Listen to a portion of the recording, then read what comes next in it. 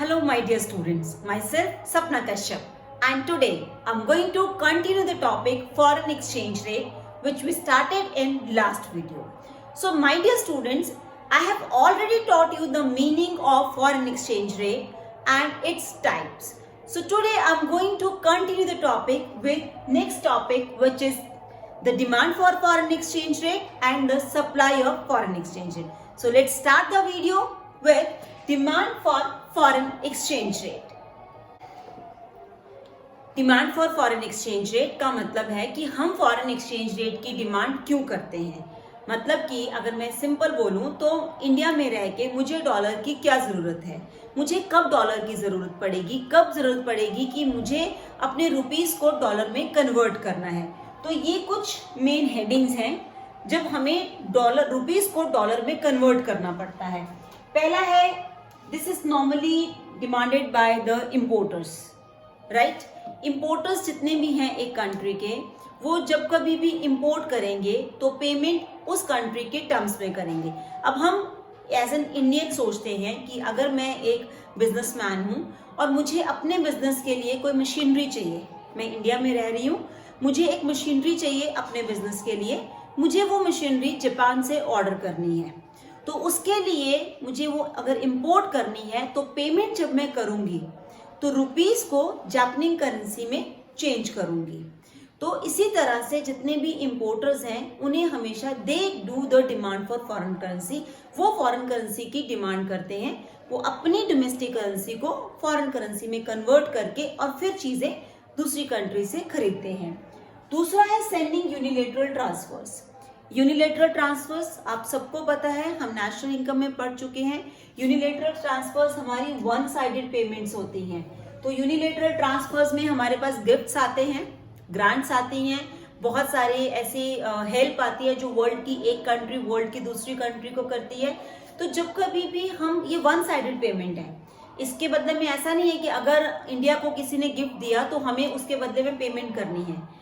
तो अगर हम कोई भी यूनिलेटरल ट्रांसफर करते हैं, लेट वर्ल्ड की किसी दूसरी कंट्री में कोई प्रॉब्लम हो गई, वहाँ कोई भी नेचुरल क्लाइमेटी आ गई, अर्थक्वेक आ गया, सुनामी आ गई, कुछ ऐसा हो गया और हम उनको कोई फाइनेंशियल हेल्प करना चाहते हैं, तो हम पहले अपनी करेंसी को उनकी करेंसी में कन्वर्ट करेंगे और फिर फाइनेंशियल हेल्प करेंगे। इट्स वेरी ऑब्वियस कि अगर मुझे यूएसए को हेल्प करनी है और मैं उनको रुपीज में हेल्प कर रही हूँ, तो उसके बाद जब वो करेंसी कन्वर्ट होगी तो रुपीस की वैल्यू ऑलरेडी बहुत कम है, तो उससे क्या होगा कि वो उनके लिए किसी काम की या बिल्कुल भी फायदे की चीज नहीं है। तो सेकंड था कि जब हम कभी भी यूनिलेटरल ट्रांसफर सेंड करते हैं from India to other countries, तो we do the demand for foreign exchange rate. Third is for making investment abroad. अगर हम अब्रॉड में कोई इन्वेस्टमेंट करना चाहते हैं, बैलेंस ऑफ पेमेंट में हमने इन्वेस्टमेंट के बहुत सारे टाइप्स पढ़े हैं। हमने फॉरेन डायरेक्ट इन्वेस्टमेंट पढ़ा है, हमने पोर्टफोलियो इन्वेस्टमेंट पढ़ा है, किसी भी तरह का इन्वेस्टमेंट। मैं पोर्टफोलियो इन्वेस्टमेंट का एग्जांपल लेती हूँ। लेट मुझे किसी फॉरेन कंपनी के शेयर्स लेने हैं, तो उस कंपनी के शेयर्स भी मुझे क्या करना पड़ेगा, अपनी कंट्री को की करेंसी को उस कंट्री की करेंसी में कन्वर्ट करके और then I do the investment. तो इसलिए इन्वेस्टमेंट करने के लिए भी हम फॉरेन एक्सचेंज रेट की डिमांड करते हैं। देन स्पेकुलेटर्स होते हैं, बहुत सारे ऐसे लोग होते हैं जो स्पेकुलेशन से मनी अर्न करते हैं।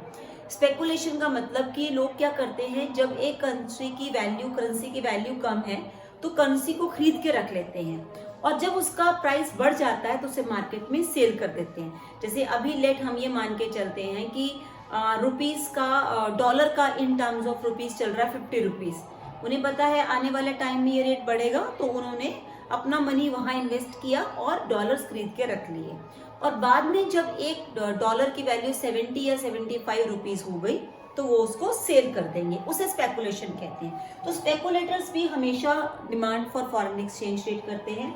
And last but not least and very important is tourism. Nowadays people are moving around the world, they are going from one country to another country for the tourism purpose। तो उसके लिए it's very obvious कि अगर आप world की किसी दूसरी country में जाते हो तो वहाँ आप हमेशा उस पहले अपनी करेंसी को उस कंट्री की करेंसी में चेंज करोगे, so that whenever you are going there you can spend and you can buy things, you can move outside, because आपकी करेंसी की वैल्यू वहाँ नहीं है। तो टूरिज्म के लिए भी हम demand for foreign exchange rate करते हैं। अब हम पढ़ेंगे relationship demand for foreign exchange rate and demand for foreign currency and foreign exchange rate. So इसके लिए हम एक कर्व ड्रॉ करेंगे, O X axis, O Y axis. O X axis पे हम लेंगे demand for foreign exchange rate और O Y axis पर हम लेंगे एक्सचेंज रेट। एक्सचेंज रेट मतलब आर, जिसे मैं कैपिटल आर बोलती हूँ इन टर्म्स ऑफ रुपीस, और यहां पर इन टर्म्स ऑफ डॉलर। हम सबको पता है डिमांड कर्व जो होता है वो डाउनवर्ड स्लोपिंग होता है, right? Demand curve downward sloping होता है। और डिमांड कर्व डाउनवर्ड स्लोपिंग क्यों होता है? डाउनवर्ड स्लोपिंग डिमांड कर्व का मतलब है it shows a inverse relationship between demand for foreign exchange rate and exchange rate. इन दोनों के बीच में ये इनवर्स रिलेशनशिप शो करता है। जैसे आप देखो कि जब एक्सचेंज रेट की जो वैल्यू है वो हमारे पास पहले ये फिक्स थी, $1 हमारे पास पहले कितने का था? इसकी वैल्यू थी 70 रुपीज, राइट? जब $1 की वैल्यू 70 रुपीज थी तो हम इतना अमाउंट, OQ अमाउंट हम डॉलर या करेंसी की डिमांड कर रहे थे। अब क्या हुआ कि डॉलर की, रुपीस की जो वैल्यू है वो बढ़ गई, मतलब अब हमारा $1 की वैल्यू बढ़ के हो गई ₹80। तो उसके कारण जो डिमांड है फॉरेन एक्सचेंज रेट की वो फॉल कर जाएगी।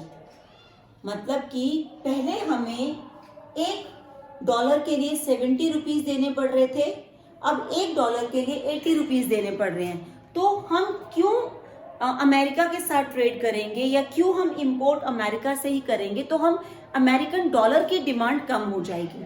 जब रुपीस की एक्सचेंज रेट की वैल्यू बढ़ेगी तो यहाँ पर अमेरिकन डॉलर की डिमांड कम हो जाएगी।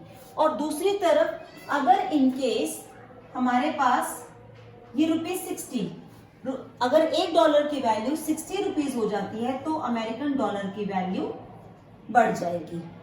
तो ये क्या शो कर रहा है कि डिमांड और फॉरेन एक्सचेंज रेट इन दोनों में इनवर्स रिलेशनशिप है। जब डॉलर की value in terms of rupees मतलब बढ़ जाती है तो फॉरेन एक्सचेंज रेट की वैल्यू कम हो जाती है, और जब हमारी डोमेस्टिक करेंसी की वैल्यू फॉल करेगी तो डिमांड फॉरेन एक्सचेंज रेट की इंक्रीज करेगी। ये जो हमारी मूवमेंट है, जब हम 70 से 80 पे गए, आप इसको ध्यान से देखो, जब हम 70 से 80 पे गए तो इसे क्या बोलेंगे? डेप्रिसिएशन या एप्रिसिएशन? स्टूडेंट्स ये वाला केस हमारे पास है डेप्रिसिएशन, ये है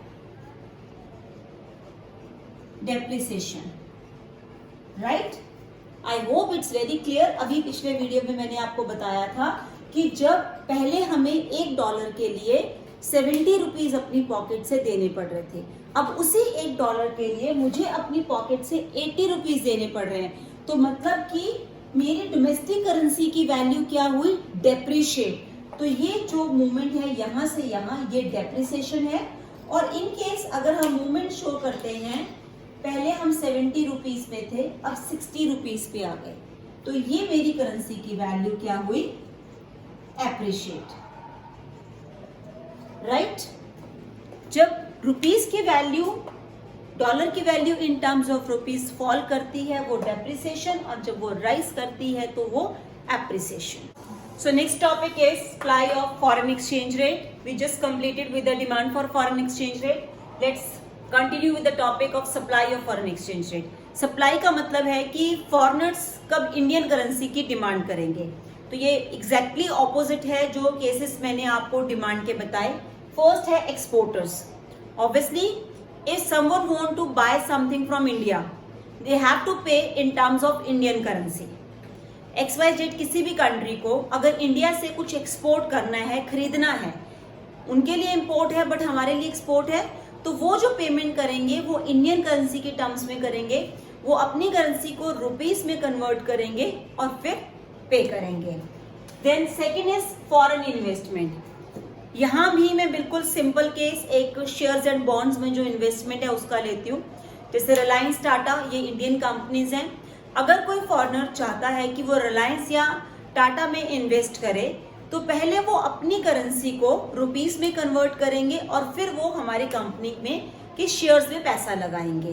तो they did the supply of foreign exchange rate, वो हमारे लिए फॉरेन एक्सचेंज रेट की सप्लाई थी।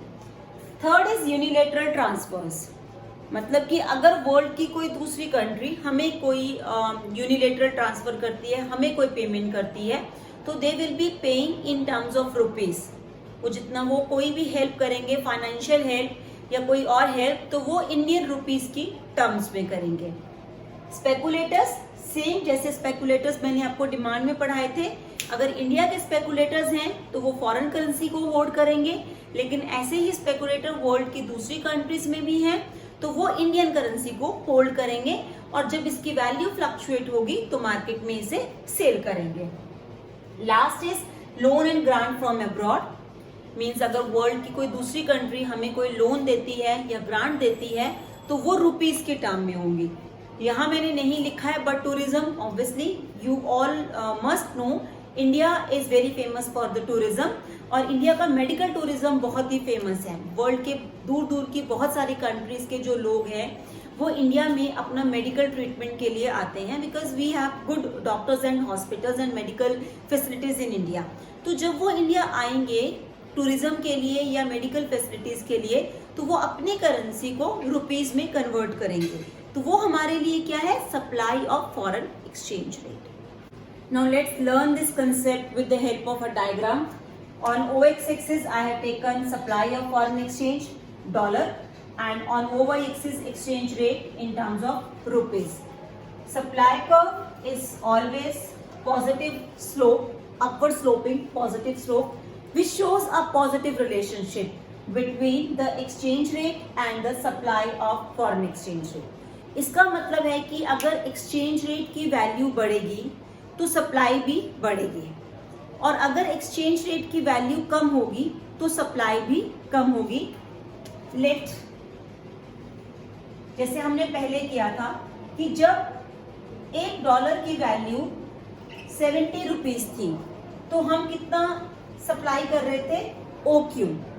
अब क्या हुआ, $1 की वैल्यू जो हो गई या $1 का जो प्राइस हो गया वो बढ़ के हो गया 80 रुपीज। $1 का प्राइस इंक्रीज कर गया और वो हो गया 80 रुपीज 80। मतलब कि यहाँ पर हमारी डोमेस्टिक करेंसी की वैल्यू डेप्रिशिएट हुई लेकिन फॉरेन करेंसी की वैल्यू एप्रिशिएट हुई, लेकिन इसके कारण सप्लाई जो है फॉरेन करेंसी की वो भी इंक्रीज हो गई, राइज हो गई। और अगर in case the value or the price of dollar in terms of rupees decreases from 70 to rupees 60, then its supply will also decrease. So what it means, there is a positive relationship between supply of foreign currency and the foreign exchange rate. इन दोनों में positive relationship है, ये दोनों एक ही direction में move करते हैं। Students, आज हम सिर्फ ये 2 टॉपिक करेंगे और जैसा कि मैंने आपको अपने पिछले वीडियो में बताया था कि चैप्टर बहुत ही इम्पॉर्टेंट है। इस चैप्टर में जो क्वेश्चंस आते हैं वो बहुत ट्रिकी क्वेश्चंस आते हैं जो स्टूडेंट से इतने रैंडमली या बहुत इजीली नहीं होते। चैप्टर मुश्किल नहीं है, वो क्वेश्चन भी मुश्किल नहीं है, उनको आंसर करना भी मुश्किल नहीं होता, बट होता क्या है उस क्वेश्चन को समझना कि उसके अंदर लिखना क्या है। तो for this I'm starting with the question and answers round from today, starting from the today's video. So today I'll paste few questions in my description box and I want you to answer those questions. एक बार उनके answers करो, मुझे comment box में लिख के भेजो और next video में हम उनको डिस्कस करेंगे। बिकॉज अगर हम क्लास में एक एक क्वेश्चन करेंगे तो शायद वो मैंने क्वेश्चन दिया और मैंने ही उसका आंसर दे दिया तो उसका आपको बेनिफिट नहीं होगा। What I want you to think, आपको सोचना है कि उसका आंसर क्या हो सकता है। ये इस क्वेश्चन आंसर करने का एक ही मोटिव है, वो मोटिव है कि बोर्ड एग्जाम में अगर आप पिछले 10 साल का पेपर उठा के देखो तो इस चैप्टर में से जो क्वेश्चंस आते हैं वो डायरेक्ट क्वेश्चन हार्डली आते हैं, 1 या 2%। बाकी पूरा जो क्वेश्चन एक आता है वो कभी भी इजीली समझ नहीं आता। तो मैं आपको कुछ 3-4 क्वेश्चंस डिस्क्रिप्शन बॉक्स में दूंगी, आप उन्हें सॉल्व करना and we will discuss answer in next video. Till then, thank you and have a nice day.